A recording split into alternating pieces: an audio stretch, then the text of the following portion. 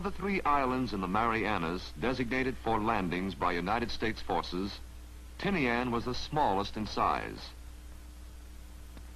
Separated by a narrow channel from Saipan, Tinian lies almost directly south of Saipan and north of Guam. During the attack on Saipan, the island of Tinian was closely observed and studied.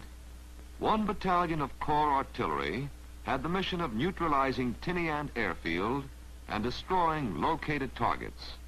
Daily plane strikes and naval gunfire bombardments were executed on Tinian. Frequent photo coverage flights were flown. Valuable intelligence data of Tinian was captured on Saipan.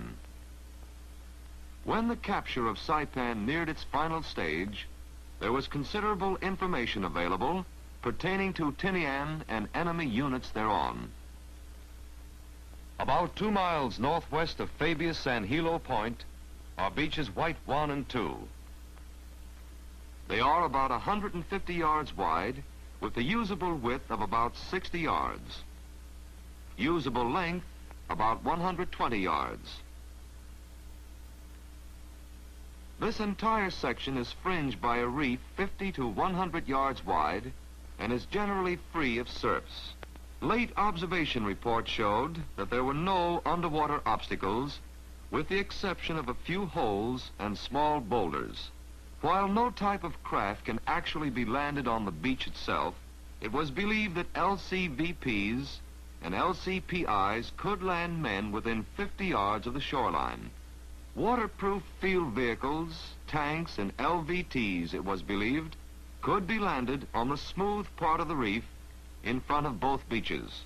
Shoreline for 100 yards south of beaches White 1 and 2 consists of rough, rocky cliffs, ranging from 6 to 10 feet in height, and which would be difficult to scale without ladders or cargo nets.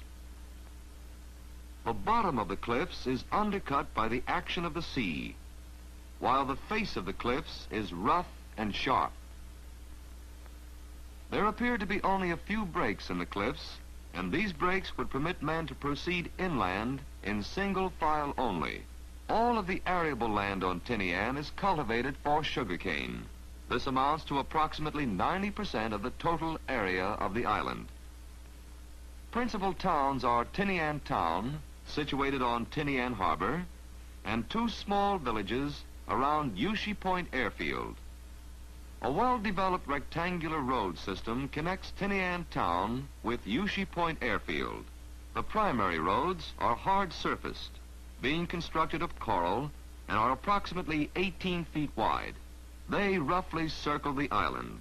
Secondary dirt roads serving the cane fields lead to the primary roads. Paths and trails probably follow most of the head roads dividing the cane fields. A lighthouse is located on the southwest shore about 1/2 mile south of Tinian Town. A narrow-gauge 30-inch railway connects the airfields with Tinian Town. The 2 piers at Tinian Harbor can accommodate only small craft. It was apparent from captured operations orders, battle plans, and field interrogations that the enemy had not given serious consideration to the possibility of our landing on the northwest coast, white beaches of the island, and it was clear that our landings there could be achieved with complete tactical surprise. It was believed that the enemy forces and strength, troop dispositions, and planned scheme of maneuver against landings on Tinian on Jig Day was as follows. Northern Sector Force. Its sector embraced the northern tip of the island, the Yushi Point Airfield, known as Airfield 1, and the Osega Bay area. Southern Sector Force. Its sector of defense embraced the area roughly south of Mount Lasso, including Airfield 2, the Tinian Harbor area, and the southern part of the island. Western Sector Force. Its sector embraces the northwestern section of the island and included the White Beaches. The artillery battalion attached to the 50th Infantry Regiment had 12 75mm guns and consisted of 3 batteries. One battery was to be in the Tinian harbor area, one battery in the Osiga harbor area, and one platoon in the White Beaches area. The reserve consisted of 1 battalion, less 1 company, and 1 anti-tank gun squad, and its disposition was believed to be in the Mount Lasso area. Mobile counterattack force, naval and aircraft forces, headquarters units. These forces totaled 8,900 men and were commanded by the commanding officer of the 50th Infantry Regiment, Colonel Ogota, as Tinian Island's commander. Enemy's scheme of maneuver. Each sector force, northern, southern, and western, would be prepared to destroy the enemy at the beach, but also be prepared to shift 2/3 of the force elsewhere.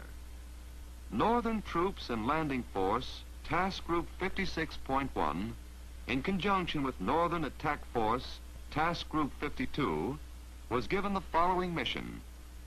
On Jig Day, land, seize, occupy, and defend Tinian Island in order to obtain the use of that island and destroy the enemy thereon.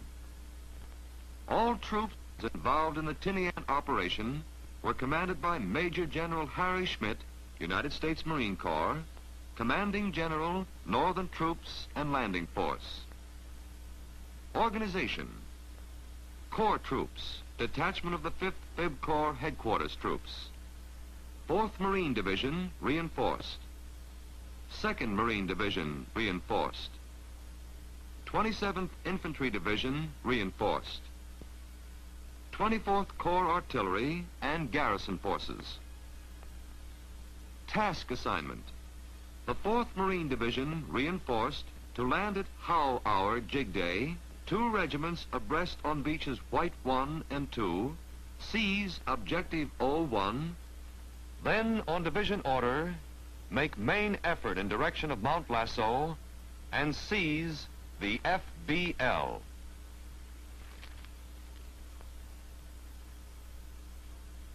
The 2nd Marine Division, reinforced, land on order in rear of 4th Marine Division, reinforced, on beaches White 1 and 2, move to assembly positions to be designated, prepare for offensive operations on order. The 27th Infantry Division, reinforced, less 105th Infantry and Division Artillery, be prepared to embark in landing craft on 4 hours' notice and land on order on beaches to be designated. 24th Corps Artillery, in general support the landing on beaches White 1 and 2, and subsequent operations from initial position at the southern portion of Saipan. Massed fires to be in support of assault units. Coordinate naval gunfire and air support with artillery fire. Garrison forces initiate anti-aircraft defenses and airfield repairs and execute base development missions. Demonstrations groups be on station at sunrise, Jig Day, in vicinity of Transport Area 2, execute diversionary feint at landing on Blue Beach at Howe Hour in order to deceive the enemy regarding the primary point of attack and to immobilize its reserves. Keep ships outside effective range of enemy shore battery, but send boats in as close to reef as tactical conditions would permit. At 1000, return to Transport Area 3 and report to Commander, Transport Group. Direct control vessels report to Screen Commander for duty. Direct LCIs report to CTU 52.2.3. Naval Gunfire Support Mission. Prior to Jig -1 day, destruction, harassing, interdiction, and neutralization fire to be executed over a continuing period of time in such density as will be permitted by the ammunition available. Jig -1 day, counter battery fire, area bombardment, and interdiction fire commencing at daybreak and continuing throughout the day with a mission to destroy remaining enemy installations, to destroy or prevent occupation of caves, and to break up enemy troop concentrations. Close supporting fire will be provided to cover beach reconnaissance by the underwater demolition teams and operations of the mine-sweeping groups off Tinian town. All avenues of approach leading from south to north will be interdicted to prevent any enemy movement into the landing area. Jig Day counter-battery fire commencing near dawn and intensive destructive fire, including close-range battleship and heavy cruiser main battery fire, on beach defenses and installations until lifted by order. Supporting fires will be furnished in the vicinity of Sunharon Harbor to cover the demonstration. The leveling of Tinian town will be completed. Interdiction fire will be delivered on roads and trails south of the FBL to prevent the movement of enemy reserves from the southern part of the island north past the FBL. Call fires on targets of opportunity controlled by shore fire control parties after they have landed. Aircraft support mission. Aircraft of Task Force 52 will provide air support for the capture of Tinian. Aircraft of Task Force 59.1 based on Saipan, as directed by Commander's support aircraft, will be utilized in support of the Tinian operation insofar as is tactically practicable, consistent with their main primary mission. Propaganda leaflets ordered dropped on Tinian prior to Jig Day. Strikes on Tinian prior to Jig -1 day will be made as directed by CTF 52. Since no specific plan can be made for air support acquired after Jig +2 days, air support will be requested on the afternoon of the day previous. Special shore-to-shore instructions were designed to prescribe a means of establishing 2 divisions ashore on Tinian by an assault in column of divisions on a restricted 3-battalion front. The order: 4th Marine Division, 2nd Marine Division. The following priority was established. Priority 1, 4th Marine Division combat elements. Priority 2, supplies by LVTs and ducks. Priority 3, completion of movement of 4th Marine Division equipment and the beginning of lifting of 2nd Marine Division. Priority 4, movement of the 2nd Marine Division. The 2nd Marine Division was to commence loading on 21 July from the seaplane ramp in Saipan's Tanapag Harbor. Troops were to be loaded into LCIs for transfer to transports. The 4th Marine Division was to begin embarkation on LST 23 July, using LVTs to transfer from Yellow and Red beaches on Saipan to the LST. The principal base for supplies was to be Saipan, augmented by shipping and transport areas available and appropriate. For the assault, prescribed items on the person and in manned vehicles. Narrow beaches dictated at all follow-up supplies were to cross the beach, mobile loaded direct to dumps or units. Supply plans were based upon the prompt installation of 2 prefabricated pontoon crossways and delivery across them of loaded trucks ferried from Saipan via LSTs, LCTs, and LCMs, and also for delivery of supplies from LSTs direct to beach dumps via LVTs and ducks. The big unknown was the weather. Careful check was kept on this by Simpax Weather Central and by local areologists. Commander Task Force 51 directed patrol planes searching from westward to take special weather observation with a view of detecting indications of disturbance, and particularly to detect any large swells which might be moving from the southwestward. A reasonable assurance of 3 days good weather was considered essential before the initiation of assault operation. Plans were prepared to cover the contingency of bad weather after the landing. Jig Day was the day on which initial landings were to be made on Tinian, and tentatively set on 24 July 1944 east longitude date. Howe hour was the hour of the principal landings on Tinian and was 0730 jig day.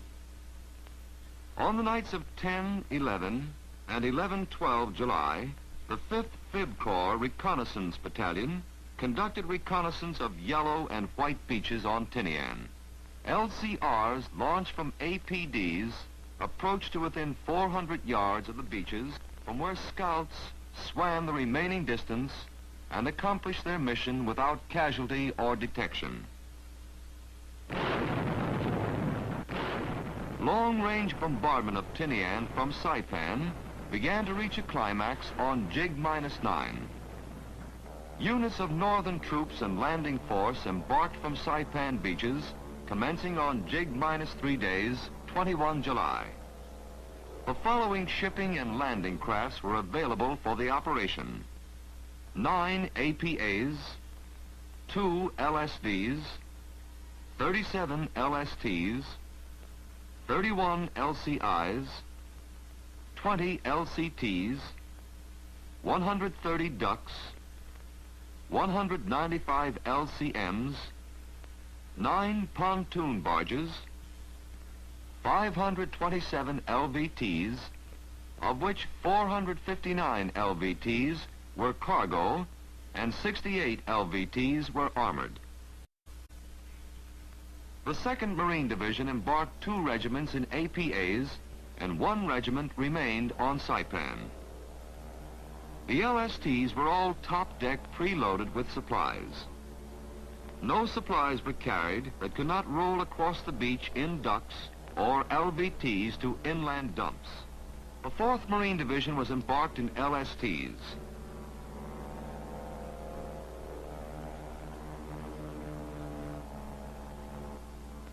From jig -3 to jig day, Corps artillery fired more than 324 missions. During the night of 23 July, jig -1, underwater demolition teams conducted reconnaissance of beaches White 1 and 2, and also the beaches of Tinian Town. Results of the reconnaissance on beaches off Tinian Town were negative. On beaches White 1 and 2, some mines were found on the reef. It was not possible to remove these mines entirely prior to landing. On the morning of jig day 24 July 1944, the weather was fair. Visibility generally 15 miles, slight sea swell from the northeast, wind south, average 15 knots. The tactical groups arrived in their assigned areas off the beaches at 0600 and immediately began launching LVTs. At the same time, a sweep for mines off white beaches was begun and completed as scheduled. LSTs Ashland and Belgrove arrived in the area at 0600 and commenced launching LCMs with tanks. Control vessels took their assigned stations. The concentration of explosives in the beach area immediately preceding the landing was very heavy. Supporting the assault waves and firing in the vicinity of the landing beaches were 96 105mm howitzers, 36 155mm howitzers, and 24 155mm guns. 2 battleships, 1 heavy cruiser, and 4 destroyers delivered fire and supported the landing, lying to in assigned stations close to the beaches and the boat lanes. At 0730, because of a delay in formation of initial assault waves, CTF 52 announced a delay at Howe hour of 10 minutes. New Howe hour 0740. The first wave was dispatched at 0717. Subsequent waves were dispatched on time to meet the new Howe hour. 30 LCIs supported the landing with rocket and 40mm gunfire. Part of the LCIs led the LVT assault waves to the beach. The remaining LCIs moved toward the beaches outside the boat lanes and delivered close support fire on the flanks. In this operation, LCI 460 was hit by enemy gunfire, which wounded 2 enlisted men seriously. No other supporting ship was hit. Sporadic enemy gunfire in the boat lanes was ineffective. The strong tidal current setting northward across the boat lanes made it difficult for the initial LVT waves to maintain the proper direction. The first wave landed on Beach White 1 at 0742. On Beach White 2 at 0750. The assault regiment on Beach White 1 landed in column of battalions. On Beach White 2, 2 battalions abreast. It was known in advance there were anti-boat mines on Beach White 2. For these reasons, troops were instructed to disembark from LVTs at the water's edge, making their way inland between boulders. LVTs were instructed not to land until the beaches had been cleared of mines. In spite of these precautions, 2 LVTs were blown up by mines on Beach White 2 on Jig Day. Engineers removed 15 anti-boat mines from this beach, all buried between high and low water marks. At the same time, a demonstration was being executed off Tinian town. A simultaneous landing wave circled as though in preparation for coming ashore. This demonstration encountered heavy enemy fire, which damaged 1 battleship and 1 cruiser. Our vessels continued this feint until 1000 and then withdrew. On beaches White 1 and 2, only slight resistance was met by troops of the 4th Division. Such rapid advancement was made that by 1200, the reserve regiment of the 4th Division commenced landing. After clearing the reef and landing beaches of mines, 2 companies of tanks came ashore. It was then 1600. 2 hours later, the first elements of the 2nd Marine Division commenced landing. Day's end found us with essential toehold secured on Tinian Island. Plans for improving the beaches were put into effect without delay. 2 LCTs had been preloaded with bulldozers, tractors, and other shore party equipment. This equipment was landed early in the afternoon of Jig Day and set to work at once clearing road exits and improving beaches. The 2 pontoon causeway piers previously made ready were towed from Saipan and arrived prior to dawn. It was realized that maximum advantage had to be taken of the good weather and favorable sea conditions then obtained, since even a moderate swell would interfere seriously with unloading on the exposed beaches. Maximum effort was made to prepare the beaches for earliest possible landing of supplies and equipment. This procedure paid dividends later. The first night ashore, determined enemy groups armed with machine guns infiltrated marine lines and fired into rear areas at artillery and their installations. Throughout the night, severe counterattacks were experienced, supported by many tanks. As the first streaks of dawn appeared, the Jap attacks increased to maximum intensity. The morning of Jig +1 found the field strewn with enemy dead. The Japs had lost more than 500 killed and several tanks knocked out.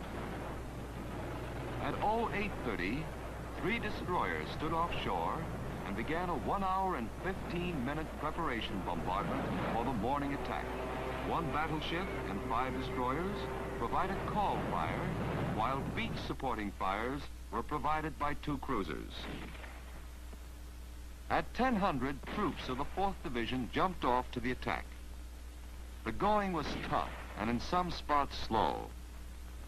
Chief resistance came mainly from Japs emplaced in caves among the cliffs, which faced the troops on the south. On the edges of the Yushi Point airfield, the enemy stubbornly resisted. 2 regiments of the 2nd Marine Division were landed during the day. Japs continued to pound the beaches with artillery and mortar fire. This restricted the flow of supplies accordingly. All 75mm pack howitzers battalions were ashore by mid-afternoon. The orders were issued immediately to commence landing the 105mm howitzer battalions of the 14th Marines. Anxious to gain control of the Yushi Point airfield and seize the 4th beachhead line, troops attack at 0800 Jig +2 day with 2 divisions abreast. Carrier and land-based planes joined in the attack with excellent results. In addition to normal strafing and bombing missions, land-based planes dropped incendiaries employing both napalm and gas diesel-filled belly tanks. Progress was rapid along the entire front. By 1000, the Yushi Point airfield had been captured. 2 hours later, the O3 line, the assigned objective, had been reached.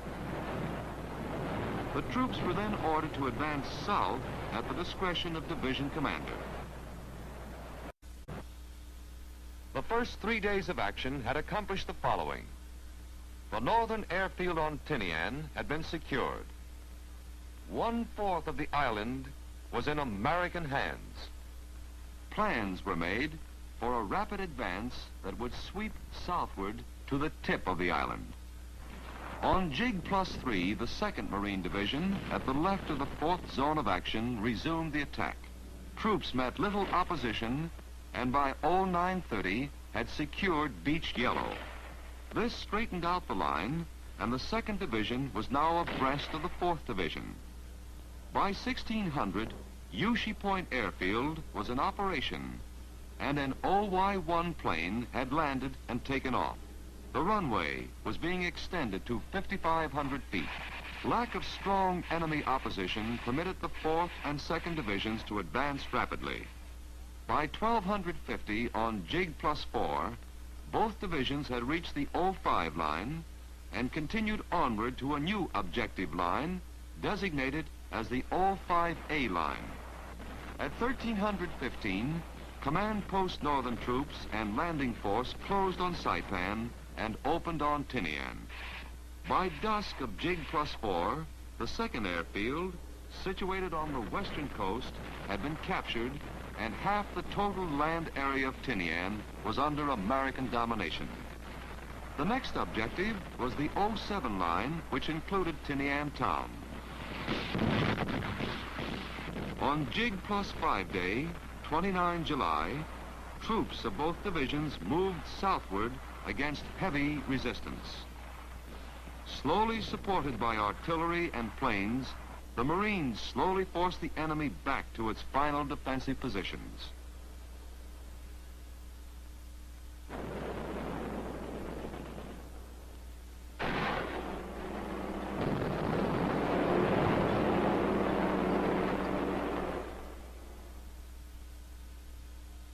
On Jig +6 day, difficult sub-conditions on all landing beaches curtailed the landing of supplies except by LCMs, LVTs, and ducks. However, no critical supply shortage existed. Troops of the 4th Marine Division were advancing southward toward Tinian town.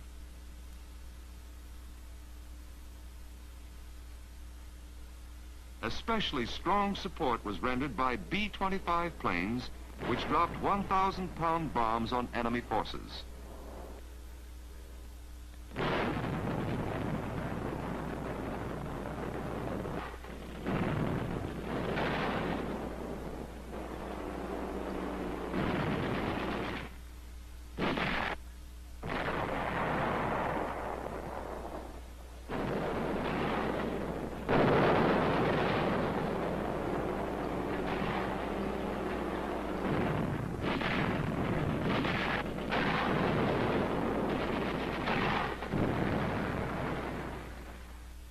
By 1755, Jig +6, entire 07 line had been secured. Tinian town was ours. The enemy had been drifting back into less than 1/4 of the island with no means and no hope of escape. The next day's attack, preceded by naval bombardment and airstrikes of intensity similar to the Jig Day 3 landing preparations. All available air strength was mustered. 70 P-47s, 16 B-25s, and 24 TBFs joined in the attack. At 0830, the troops jumped off at the objective as the 08 line. The enemy had entrenched itself in strong defensive positions along the cliffs of the plateau on the southern peninsula of Tinian.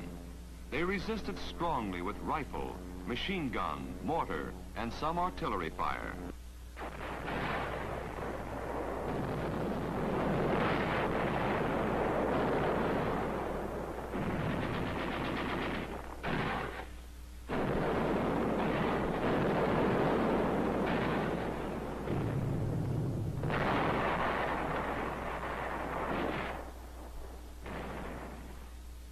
By nightfall, the enemy had the alternative of surrendering or being totally destroyed. On Jig Plus 8 Day, American troops were so close to the enemy that airstrike targets were prohibited. During the day's action, American troops seized the high plateau and final defensive positions from the few remaining Japs. By 1855, Jig Plus 8 Day, 1 August 1944, Tinian was reported secured. Rapid and successful reduction of Tinian had been completed after 9 days of fighting.